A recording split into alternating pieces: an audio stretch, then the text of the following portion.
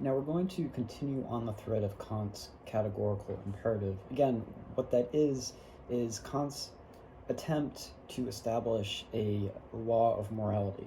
Now, just as we have the law of gravity, we have certain laws that work in the universe in a certain way, Kant believes that through our capacity to reason, we should be able to systematically define a law of morality. Again, what he calls the categorical imperative.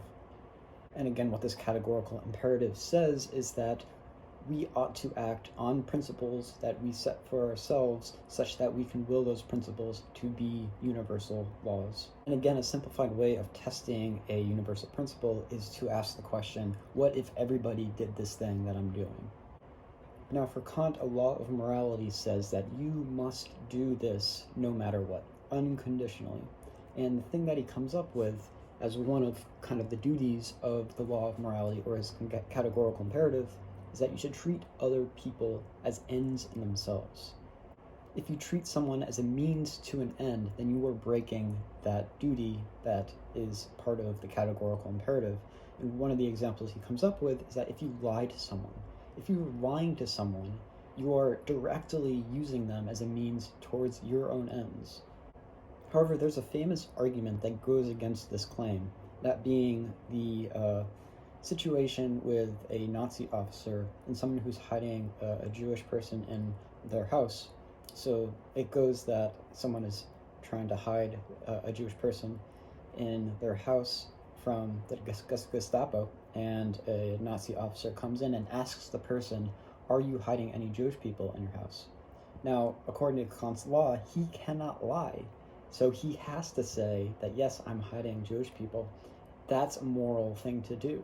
However, looking at the situation in our own everyday awareness of what is right and wrong, this is clearly a breach.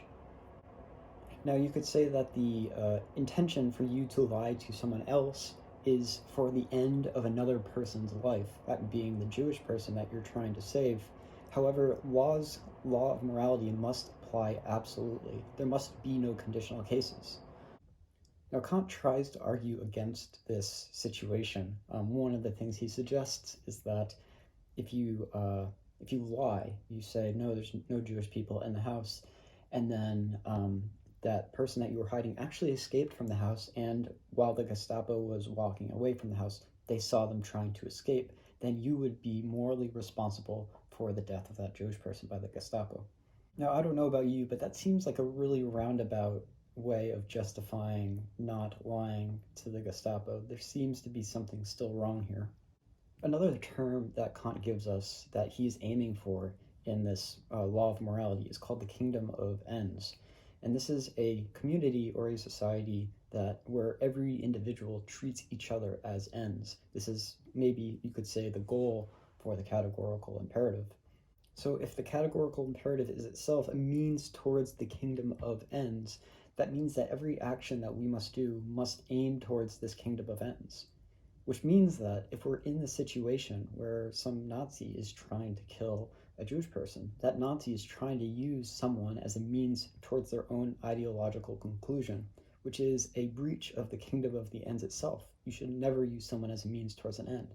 So in as far as there exists a world where other people are using means to an end, the kingdom of ends, the thing that Kant wants, will never be realized.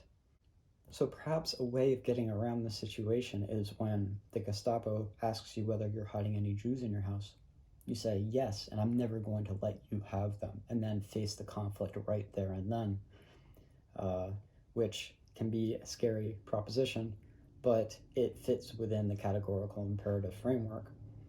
And it fits because your actions are helping to progress towards the kingdom of ends, where the categorical imperative is what people use such that they never take anyone or any person as a means towards any end. Every person is, again, an ends in themselves.